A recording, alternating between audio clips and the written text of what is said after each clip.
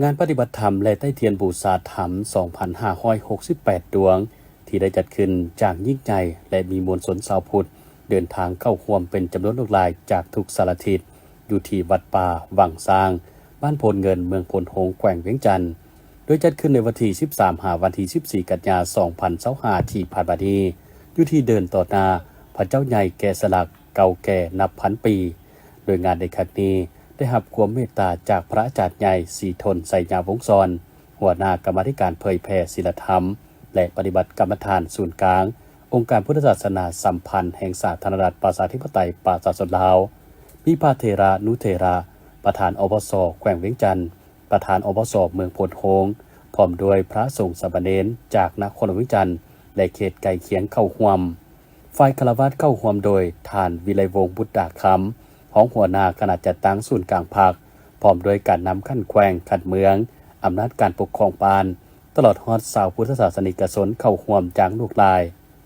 โดยก่อนจะเข้าสู่พิธีปฏิบัติธรรมและใต้เทียนบูชาธรรม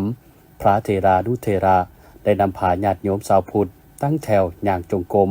เพื่อให้มีสติทุกบาทก้าวย่างและฝึกให้รู้สึกโตให้ต่อเนื่องจากการย่าง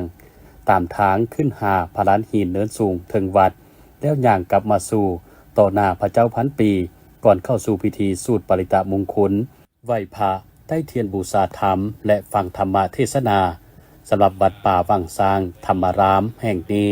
ทำการบอกเล่าของศรัทธาญาติโยมสาวปานที่ผูกพันและเคยมาหดน้ำส่งพระอยู่สถานที่แห่งนี้ได้เล่าว่าหลังจากที่พ่อแม่ครูบาอาจารย์ได้มาอยู่แล้วเนาะก็ประชาชนชาวบ้านพลเงินลืมเล่าให้ฟังเมื่อกี้นี่ว่าเป็นอย่างจังว่าบ้านพลเงินเนาะเพราะว่าในสมัยปลดปล่อยมาแล้วมีทหารเนาะทหารเพิ่นอพยพลงมาแล้วบ่มีบ่อนอยู่แล้วเพิ่นก็แบ่งให้เป็นบ้านพลเงินเนาะแล้วเป็นบ้านพลเงินที่ว่ามาขึ้นกับวังซางก็ขึ้นกับบ้านพลเงินเนาะก็เลยกลายเป็นว่าวังซางบ้านพลเงินเนาะบ่แม่นวังซางนาแพงแล้วเพราะว่าแบ่งเขตกันแล้วเนาะหลังจากที่พ่อแม่ครูบาอาจารย์มาอยู่แล้วก็ถือว่าพัฒนาหลายแล้วก็ได้ข้าวให้ออกตนญาติโยมผู้มีจิตศรัทธาเนาะผู้เลื่อมใสในพุทธศาสนาก็ได้เพิ่นก็ได้มาหลายเนาะเกือบอยากว่าทั่วโลกเลยเนาะเกือบอยากว่าทั่วโลกบ่แม่นแต่ชาวลาวเฮาเพราะว่าสื่อของเฮาก็ออกไปทั่วโลกเนาะก็เห็นหลายชาติเข้ามาเพิ่นก็พากันมาท่องเที่ยวแล้วก็ขอบใจในทุกท่านบ่ว่าจะเป็นนักข่าวบ่ว่าจะเป็นออกตนญาติโยมที่มีจิตศรัทธาที่เข้ามาในวัดวังซางแห่งนี้มาช่วยกันบูรณะสร้างสาให้เจริญรุ่งเรืองเนาะข้าพเจ้าในนามประชาชนผู้หนึ่งเนาะที่ฮักและก็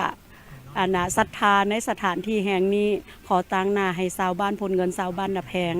และก็บ้านอ้อมข้างของเมืองพลโฮงแขวงเวียงจันทน์ขอขอบใจนำญาติธรรมทางไกลและไกลที่ได้เข้ามาช่วยเหลืออุ้มสูเนาะอุปถัมภ์คำสูบ่ว่าจะเป็นการนำเนาะภาครัฐเพิ่นก็ให้ความเพิ่นว่าจะได้เพิ่นก็ให้ความสำคัญต่อสถานที่บูหารและครูบาอาจารย์เนาะอันนี้ข้าพเจ้าก็ขอขอบใจและขออวยพรให้ท่านทั้งหลายจงมีสุขภาพแข็งแรงเนาะขอให้พบแต่สิ่งดีๆปรารถนาสิ่งใดให้ได้สมความมุ่งมั่นปรารถนาเนาะให้พบในทางโลกและทางธรรมเนาะสาธุขอบใจวัดป่าวังซางธรรมารามแม้นเป็นวัดที่พร้อมสร้างใหม่โดยมีพระอาจารย์สมบูรณ์วีระวงศ์เป็นเจ้าในการวัดนำพาสร้างศาได้เพียง1 พรรษาและยังต้องสร้างศาพัฒนาหลายจางเพื่ออำนวยความสะดวกแก่พระสงฆ์สามเณรและญาติโยมที่มาทำบุญปฏิบัติธรรมปัจจุบันพระสงฆ์สามเณรจำนวนหลายองค์ที่ประจำอยู่วัดแห่งนี้แม้นยังดำรงชีพแบบธรรมชาติปราศจากไฟฟ้าและน้ำประปาเนื่องจากว่าเป็นวัดป่าที่ตั้งอยู่ห่างจากหมู่บ้านท่ามกลางภูผาป่าไม้ที่อุดมสมบูรณ์ในขณะนี้นอกจากการปฏิบัติธรรมแล้วคือความตั้งใจของพระอาจารย์ร่วมกับการจัดตั้งบ้านเนาะสำคัญกับบ้านพลเงินเมืองพลโฮงเท่าแก่แนวโฮมลิงเห็นทั้งความสำคัญและก็จำเป็นเพื่อการอนุรักษ์รักษาฮีตของประเพณีวัฒนธรรมอันเก่าแก่เนาะจึงได้ตั้งกองบุญเพื่ออุทิศหาบรรพบุรุษเนาะ อุทิศหาบรรพบุรุษผู้ที่ได้เสียสละผู้ที่ได้เสียสละสติปัญญาเนาะเสียสละเหือแหงโอกาสต่างๆแกะสลักพระพุทธรูปอันศักดิ์สิทธิ์อยู่ในนี้ก็ดี หรือว่าได้มีบุญสัมพันธ์กับสถานที่นี้ก็ดีเนาะพร้อมทั้งกับสรรพสัตว์ทั้งหลาย จึงได้ตั้งใจเจตนาตั้งกองบุญเพื่อเป็นการอุทิศถึงคุณของผู้มีพระคุณนอกจากตั้งกองบุญอุทิศหาบรรพบุรุษแล้วคือความตั้งใจของพระอาจารย์ก็คือได้ใต้เทียนเนาะใต้เทียนบูชาธรรมเนาะเป็นการบูชาคุณพระพุทธคุณพระธรรมคุณพระสงฆ์เนาะณสถานที่เนื่องจากว่าสถานที่วัดป่าวังซางเฮานี้ยังบ่ทันมีไฟฟ้าเนาะยังเป็นสถานที่ปราศจากเครื่องทันสมัยเนาะซึ่งปัจจุบันนี้เฮาก็อยู่แบบธรรมชาติ1 ปีผ่านมาพระอาจารย์พร้อมด้วยญาติโยมพร้อมด้วยสามเณรเนาะแล้วก็อยู่ในสถานที่แห่งนี้นี่ถือว่าเป็นบ่มีไฟฟ้าแต่ก็อยู่ด้วยใจเนาะฉะนั้นจึงได้เห็นถึงความสำคัญในการใต้เทียนเพื่อเป็นการบูชาธรรมและก็เสริมดวงชะตาราศีเนาะเสริมบุญเสริมบารมีให้กับออกตนญาติโยมซึ่งอาตมาภาพมีความตั้งใจอยากจะให้เป็นบุญอันสูงของผู้ที่ได้มาร่วมบุญในครั้งนี้ท้ายที่สุดนี้เนาะก็ขอไว้ใช้ให้พรกับพ่อแม่ครูบาอาจารย์ทุกอาจทุกองค์ที่ได้เมตตามาร่วมในงานนี้และก็ร่วมฟังคลิปนี้เนาะและก็ขอไว้ใช้ให้พรกับออกตนญาติโยมพุทธบริษัททั้งหลายที่ได้พากันร่วมเป็นส่วนหนึ่งในการน้อมถวายเทียนเนาะเพื่อเป็นพุทธบูชาธรรมบูชาสังฆบูชาและก็ได้พร้อมกันมาตั้งใจปฏิบัติศีลปฏิบัติธรรมก็ขอความงอกงามในชีวิตจงเกิดมีแด่ออกตนญาติโยมเจ้าภาพเจ้าศรัทธาทุกผู้ทุกคนขอให้มีแต่ความสุขความเจริญด้วยบุญด้วยบารมีด้วยกันทุกคนเถิดสาธุหลังจากใต้เทียนบูชาธรรมและร่วมปฏิบัติธรรมในค่ำคืนของวันที่13 กันยายน 2025 แล้วต่อมาในตอนเช้าของวันที่14 กันยายนชาวพุทธยังได้เดินทางไปทำบุญโดยเฉพาะแม่นร่วมตักบาตรและถวายกองบุญแด่พระสงฆ์หมู่ใหญ่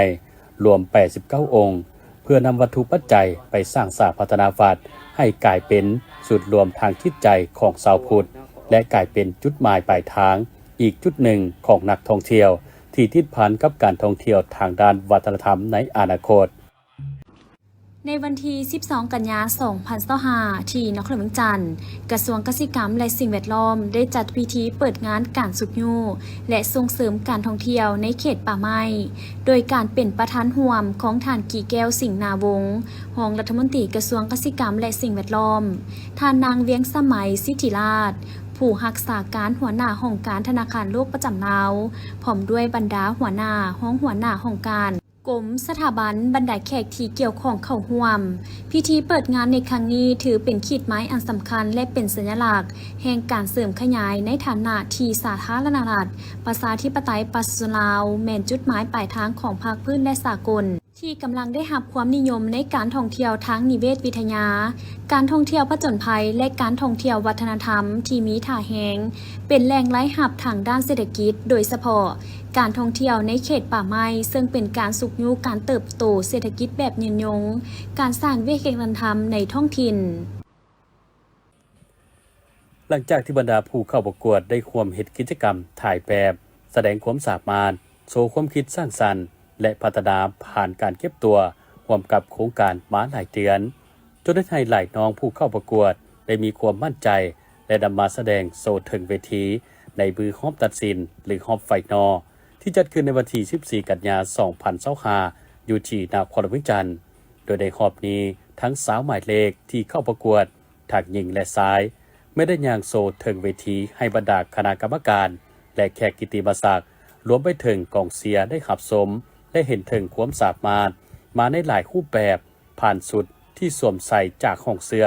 และผู้ที่ให้การสนับสนุนจนสามารถเรียกเสียงฮองจากกองเชียร์อย่างคึกคืนมวลซืนก่อนจะนำไปสู่การลงคะแนนและตัดสินเอาผู้ชนะเลิศหรือ The Winner Face of Lao 2025 ทั้ง2คนประกอบมี FOL สูตร2ท้าวอินทรีเลืองวิหาร หรือสีและ FOL 15 นางจินดาจันทร์บุญนีหรือเมได้รับตำแหน่งเป็น The Winner Face of Lao 2025และทั้งเป็นตัวแทนนายแบบและนางแบบจากประเทศลาวไปเข้าร่วมแข่งขันในเวทีเอเชียโมเดลเฟสติวัลที่ประเทศเกาหลีใต้ซึ่งทานางตอดลีนาผู้อำนวยการโครงการประกวด Face of Lao ได้ให้สัมภาษณ์ว่าโครงการ Face of Lao มันเป็นโครงการที่คัดเลือกเอาผู้ที่มีความมั่นใจตั้งใจอยากเข้าร่วมโครงการประกวดและมีความพร้อมที่จะเป็นตัวแทนประเทศไปประกวดในเวทีระดับนานาชาติโดยกำหนดเงื่อนไขของผู้เข้าประกวดสำหรับผู้ที่มีอายุ 18-28 ปีเป็นเพศชายเพศหญิงโดยกำเนิดถือสัญชาติลาวโดยนายแบบแม้นมีส่วนสูง175 ซมขึ้นไปและนางแบบแม้นกำหนดเอาผู้ที่มีส่วนสูง165 ซมขึ้นไปสำหรับ2น้องตัวแทนทางหญิงและชายที่ได้รับตำแหน่งใหม่เป็น Face of Lao 2025ก็ได้ให้สัมภาษณ์ถึงความรู้สึกดีใจและโล่งใจในเวลาเดียวกันผ่อนคลายความกดดันหลังจากที่ได้เก็บตัวประกวดร่วมกับโครงการมาหลายเดือนพร้อมทางฝากขอบใจกองสมกองเสียและผู้ที่ซัพพอร์ตจนเฮ็ดให้มีผลสำเร็จในมื้อนี้สวัสดีพวกเรา Face of Lao 2025ตอนนี้ทุกคนรู้สึกภูมิใจในตัวเองเลยรู้สึกว่าโชว์นี้ทุกโชว์3โชว์ก็คือเราเฮ็ดเต็มที่ที่สุดเรามาแบบว่าพร้อมด้วยพลังงานพร้อมด้วย energy รู้สึกว่าภูมิใจตัวเองทุกคนเลยรู้สึกโล่งใจรู้สึกตัวเองก็เฮ็ดได้พวกน้องเก็บตัวที่ไหนในการไปเกาหลีหรอพวกน้องแน่นอนพวกน้องต้องได้เกี่ยมกายเกี่ยมใจเพื่อจะไปต่อสู้กับ Face of Asia ก็คือมีหลายประเทศมีหลากหลายเชื้อชาติซึ่งในนั้นมีจะเฮ็ดเต็มที่ที่สุดและพอทั้งกายพอทั้งใจที่จะเอา Face เป็น Face of Asia ย้อนอย่างจึงเลือกเข้ามาประกวดในโครงการ Face of Lao ซึ่งตัวน้องเองน้องเป็นคนที่มักในการเดินแบบรู้สึกว่าตัวเองมีแบบว่าสปิริตในการเดินแบบมี performance ก็คือแต่ละปีน้องจะไปเข้าร่วมLao Fashion Week เนาะก็คือจะเป็นพื้นฐานให้น้องอยู่แล้วน้องก็รู้สึกว่าตัวเองสามารถเฮ็ดได้ดีกว่านี้สามารถไปไกลกว่านี้น้องก็เลยเข้ามาประกวด Face of Lao และก็เป็น The Winner 2025ให้เกียรติเข้าร่วมรับชมและมอบของขวัญรางวัลในงานครั้งนี้มีทานนางมีนาศรีวิไลห้องคณะแพทย์งานศูนย์กลางสาวหนุ่มประชาชนปฏิวัติลาวท่านพัฒนงราศีห้องหัวหน้ากรมกระบวนการสาวหนุ่มศูนย์กลางสาวหนุ่มประชาชนปฏิวัติลาวมีบรรดาคณะกรรมการจากศูนย์กลางสาวหนุ่มประธานโครงการประกวด Face of Lao ผู้ต่างหน้าโครงการประกวด Face of Asia ศิลปินดารานางแบบนายแบบจากเวทีต่างๆแถวหน้าของประเทศผู้ให้การสนับสนุนและมวลชนเข้าร่วมอย่างคึกคืนมวลซืนในวันที่ 15 กันยายน 2025 นี้อยู่ที่ห้องการปกครองบ้านคำสวาดเมืองไซเซตถาดนครวิจันทร์ได้มีพิธีมอบเงินเพื่อประกอบส่วนเข้าในการก่อสร้างเส้นทางคอนกรีตให้แก่บ้านคำสวาดมูลค่า20 ล้านกีบโดยการมอบของทานพุทธศิลป์แสงวิสุทธิ์หัวหน้าฝ่ายบริหารบริษัทมณีวันพัฒนาลาวจำกัดผู้เดียวและรับโดยทานกลกันจันทวงศาเลขาภาคบาลนายบ้านคำสวาดพร้อมมีบรรดาพนักงานภายในเข้าร่วมในโอกาสนี้ท่านกลกันจันทวงศาได้ให้สัมภาษณ์ต่อกับทีมข่าวโทรภาพนครวิจันทร์ของพวกเขาถึงที่ตั้งของปานการก่อสร้างเส้นทางปูคอนกรีตหอมปานและการก้าเกียมในการต้อนรับกองประชุมใหญ่องค์คณะผักนครวิจันทร์ครั้งที่8ว่าปัจจุบันนี้เนาะพวกเขาได้มีแผนหรือว่าสร้างทางคอนกรีตภายในบ้านของพวกเขานี้เนาะมีความยาวทั้งเบิดละแม่น220 เมตรเนาะแล้วก็มีความกว้าง6 เมตรเนาะเป็นทุนรวมมูลค่าทั้งเบิดละแม่น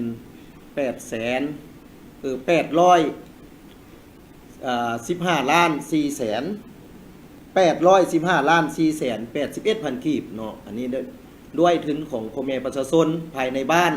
ภายในโฮมฮันเนาะแล้วก็ทุนของนักธุรกิจที่อยู่ภายในบ้านของพวกเขาเนาะหรืออีกอันนึงมีทางบริษัทของท่านนางมณีวันนี้เนาะพัฒนาจำกัดผู้เดียวเพิ่นก็ได้มาสุกยู่เงินเนาะ หรือว่าเฮ็ดทางคอนกรีตนี้เนาะจำนวน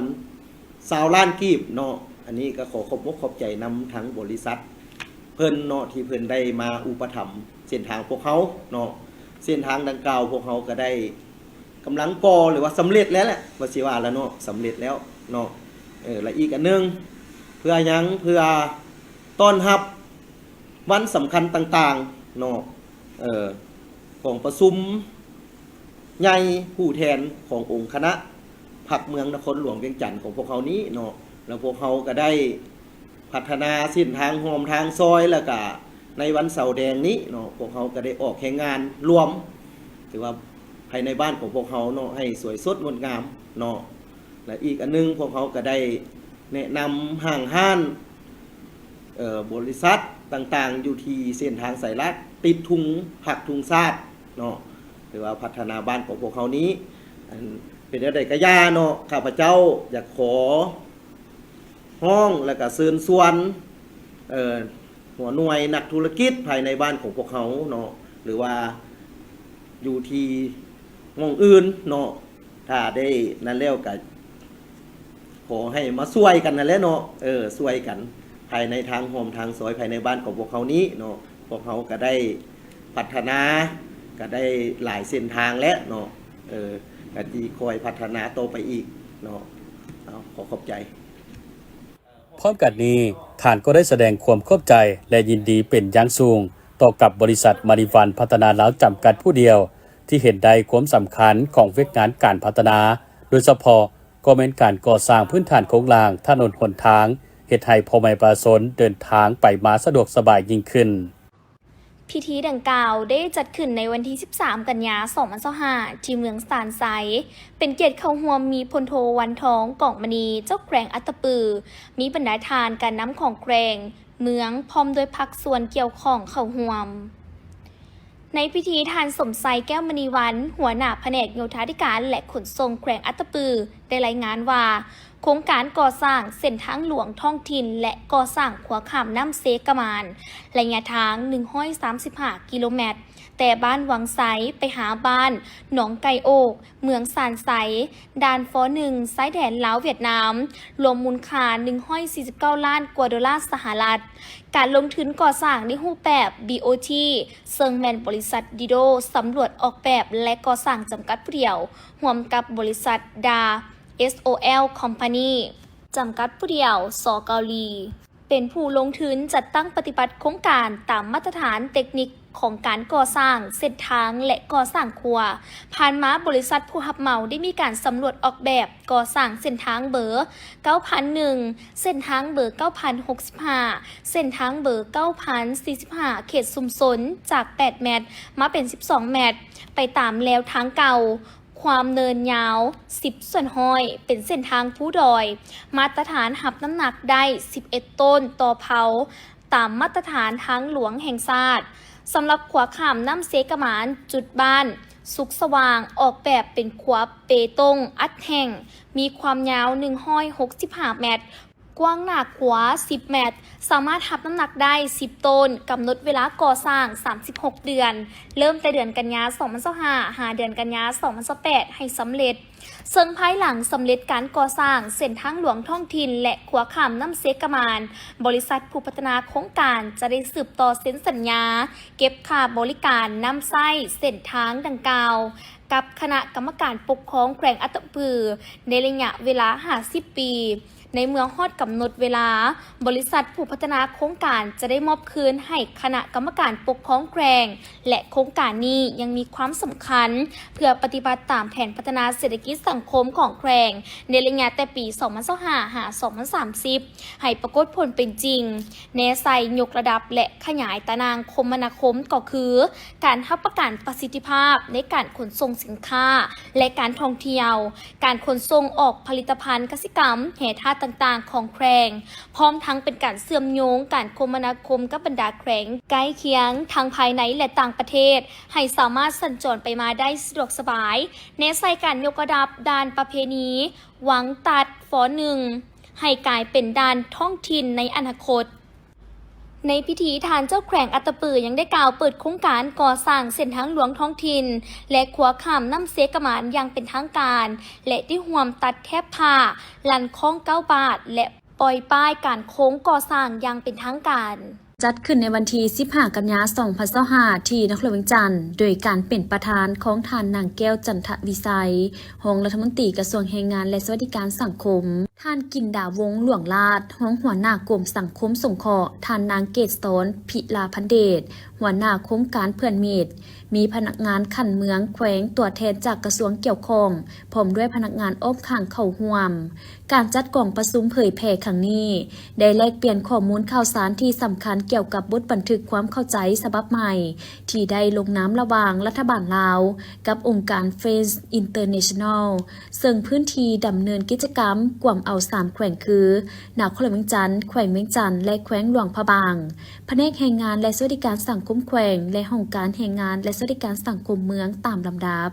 บทบันทึกความเข้าใจเกี่ยวกับโครงการช่วยเหลือเด็กข้างถนนฉบับนี้ได้ช่วยเสริมความเข้มแข็งให้กับเงื่อนไขต่างๆที่มีอยู่แล้วของโครงการให้แก่ประชาชนอยู่ท้องถิ่นที่ด้อยโอกาสโดยการขยายการบริการที่ประกอบด้วยการฝึกอบรมวิชาชีพปรุงแต่งและบริการอาหารวิชาชีพการซ่อมแปลงรถจักรวิชาชีพตัดเย็บเสริมทักษะด้านกสิกรรมทักษะตัดผมและทักษะด้านการเสริมสวยนอกนี้ยังรวมถึงการขยายการบริการเวียกความปลอดภัยสำหรับเด็กสไตล์เซฟและการปกป้องเด็กรวมทั้งการเปิดโตเวียกงานประสบการณ์ความปลอดภัยสำหรับเด็กให้ภาคส่วนธุรกิจและนักท่องเที่ยวสายเซฟ Experience และการเพิ่มตัวแทนความปลอดภัยเด็กในชุมชนตื่มกระทรวงแรงงานจะร่วมมือกับแขวงและเมืองในการแต่งตั้งคณะกรรมการและผู้ประสานโครงการขั้นท้องถิ่นปัญหาที่เกิดขึ้นกับเด็กน้อยมีการเพิ่มขึ้นจำเป็นต้องพัฒนาสื่อการเรียนการสอนแบบรูปภาพหรือการ์ตูนเพื่อการเรียนรู้ทักษะชีวิตให้มีความเข้าใจง่ายกระทรวงศึกษาได้เน้นให้มีมาตรการปกป้องเด็กในวัดการโฆษณาเบอร์โทรสายด่วนและการฝึกอบรมครูอาจารย์และพนักงานเมืองและแขวงได้แนะนำให้โครงการจัดฝึกอบรมและจัดหาเวียกในศูนย์สงเคราะห์นครหลวงเวียงจันทร์เพื่อช่วยเหลือผู้ที่มีปัญหาสุขภาพจิตและผู้บ่มีที่อยู่รวมถึงการขาดแคลนแรงงานในธุรกิจและร้านอาหารท้องถิ่นที่สามารถเป็นโอกาสให้เข้าถึงเวียกงานแก่วัยหนุ่มกลุ่มเสี่ยงพิธีจัดขึ้นในวันที่15 กันยายน 2025โดยการเข้าร่วมเป็นประธานของท่านนางพรเพชรอุ่นแก้วรองหัวหน้าองค์การอัยการประชาชนสูงสุดท่านคำพรศรีประเสริฐหัวหน้ากรมร่วมมือสากลกระทรวงยุติธรรมหัวหน้าคณะคุ้มครองโครงการ Justice มีบรรดาท่านรองหัวหน้ากรมหัวหน้าแผนกรองแผนกและคณะรับผิดชอบการฝึกอบรมท่านนางพรเพชรอุ่นแก้วได้กล่าวว่าย้ำใดคณะภาคคณะนำองค์การอัยการประชาชนสูงสุดก็ถือสำคัญเวียกงานพัฒนาทรัพยากรมนุษย์บ่ว่าจะเป็นการฝึกอบรมครูฝึกหรือฝึกอบรมด้านวิชาการในหัวข้อต่างๆที่ติดพันกับการจัดตั้งปฏิบัติหน้าที่เวียกงานของพนักงานในระบบองค์การอัยการประชาชนรวมทั้งองค์การอัยการทหารเพื่อสร้างให้พนักงานอัยการมีความรู้ความสามารถมีเทคนิคและวิธีการในการปฏิบัติหน้าที่เวียกงานที่ได้รับมอบหมายพร้อมทั้งถ่ายทอดบทเรียนและประสบการณ์ก็คือพฤติกรรมตัวจริงให้แก่พนักงานรุ่นสืบทอดเพื่อพร้อมกันปฏิบัติหน้าที่การเมืองให้มีผลสำเร็จด้วยความรับผิดชอบสูงการฝึกอบรมครั้งนี้แม้นมีความสำคัญและเป็นสิ่งที่จำเป็นหลายในการสร้างให้พนักงานผู้ที่มีพรสวรรค์และผู้ที่อยู่ในเป้าหมายที่จะสร้างเป็นครูฝึกได้เรียนรู้ถึงหลักการและวิธีการในการค้นคว้าสร้างแผนการสอนเขียนปื้มตำราการเรียนการสอนสร้างกรณีศึกษาสร้างทักษะการบรรยายและอื่นๆการเป็นนักวิทยากรที่เก่งเป็นมืออาชีพมีความสำนิชำนาญและมีคุณภาพนั้นก็แม่นบุคคลที่สามารถนำเอาความรู้นำเอาบทเรียนและประสบการณ์ของตนที่มีไปซิสอนไปถ่ายทอดหรือไปบรรยายให้นักสมรกรเข้าใจในหัวข้อที่ตนเองกำลังเว้าหรือกำลังบรรยายพร้อมทั้งสามารถนำไปจัดตั้งปฏิบัติให้เกิดผลในวันที่15 กันยายน 2025แผนกโยธาธิการและขนส่งนครหลวงเวียงจันทร์ได้ออกแจ้งการถึงบุคคลนิติบุคคลและการจัดตั้งทางภายในและต่างประเทศที่นำใช้รถใช้ถนนอยู่นครหลวงเวียงจันทร์เกี่ยวกับการเปิด2ทางจราจรของเส้นทางแล่นรถเมล์ด่วน BRT ชั่วคราวช่วงระยะบ่ทันเปิดบริการเพื่อระบายการสัญจรในชั่วโมงเร่งด่วนดังนั้นทางแผนกโยธาธิการและขนส่งนครหลวงเวียงจันทร์จึงแจ้งมายังบรรดาท่านผู้นำใช้รถใช้ถนน ในทั่วนครหลวงจันทร์รับทราบว่าเพื่อเป็นการระบายการสัญจรแออัดอำนวยความสะดวกให้แก่สังคมและแก้ไขปัญหารถติดในชั่วโมงที่เร่งด่วนในแนวทางของเส้นทางแล่นรถเมล์ด่วน BRT จำเป็นต้องได้เปิดช่องทางจราจรของเส้นทางแล่นรถเมล์ด่วนสั่วขาวส่วงระยะบ่ทันเปิดบริการคืออนุญาตให้พาหนะเข้าไปสัญจรในเส้นทางรถเมล์ด่วนตอนเช้าเริ่มแต่เวลา 6:30 นาทีหาเวลา 9:00 นาที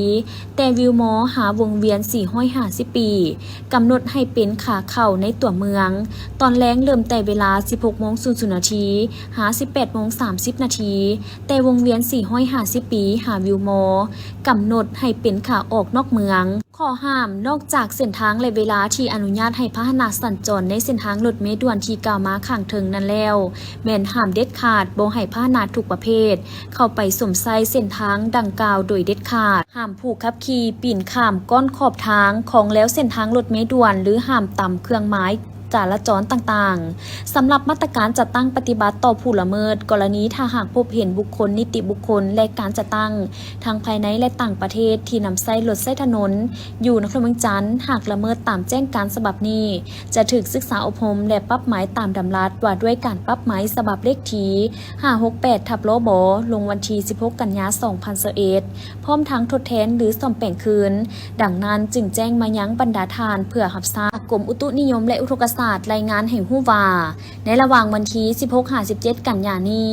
ความกดดันต่ำของอากาศร้อนยังสืบต่อปกคลุมอยู่ทั่วทุกภาคของประเทศลาวด้วยกำลังอ่อนสมทบกับลมมรสุมตะวันตกเฉียงใต้พัดปกคลุม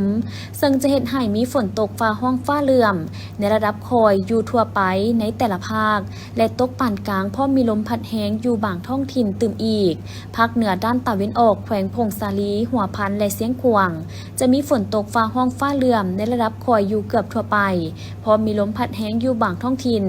หรือเนื้อที่การปกคลุมของฝนเท่ากับ50 ส่วนห้อยของภาคอุณหภูมิในระหว่าง 18-31 องศาภาคเหนือด้านตะวันตกแขวงหลวงน้ำทาบ่อแก้วอุดมไซหลวงพระบางและไสยบุรียังจะมีฝนตกฟ้าห้องฟ้าเหลื่อมในระดับคอยอยู่เกือบทั่วไปและตกปานกลางอยู่บางท้องถิ่นหรือเนื้อที่การปกคลุมของฝนเท่ากับ50 ส่วนห้อยของภาคอุณหภูมิในระหว่าง 21-32 องศา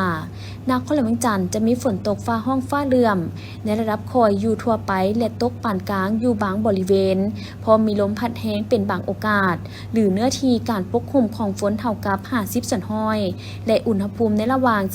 24-32 องศาภาคกลางแขวงเวียงจันทร์บริคำไซคำมวนและสวรรณเขตจะมีฝนตกฟ้าห้องฟ้าเหลื่อมในระดับคอยอยู่บางท้องถิ่นและเนื้อที่การปกคลุมของฝนเท่ากับ50 ส่วนห้อยของภาคอุณหภูมิในระหว่าง 22-32 องศา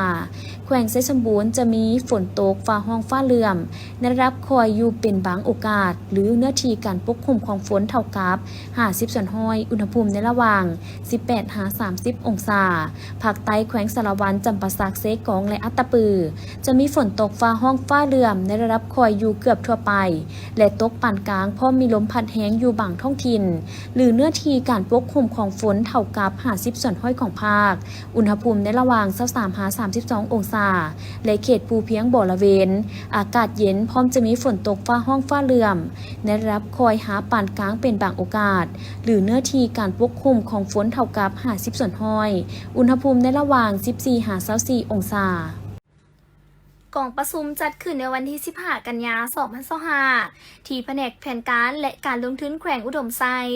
ภายใต้การเป็นประธานของสหายนางอริยวรรณ อัควงศ์รองประธานคณะบริหารงานศูนย์กลางสหพันธ์กรรมบาลลาวมีกลุ่มจัดตั้งพนักงานบรรดาคณะบริหารงานศูนย์กลางสหพันธ์กรรมบาลลาว6แขวงภาคเหนือมีคณะพร้อมด้วยสมาชิกเข้าร่วมก่อนประชุมทาบทามเนื้อในเอกสารก่อนประชุมใหญ่และบุคลากรออกสมัครเลือกตั้งเข้าเป็นคณะบริหารงานศูนย์กลางสหพันธ์กรรมบาลลาวสมัยที่9รอบที่2ได้จัดขึ้นทั้งหมดอยู่3ภาคคือภาคเหนือแขวงอุดมไซแขวงเส้นกวางแขวงหัวพันภาคกลางนครหลวงเวียงจันทร์และภาคใต้อยู่แขวงจำปาสักในนั้นแขวงอุดมไซมีเป้าหมายผู้เข้าร่วมทั้งหมด6แขวงภาคเหนือ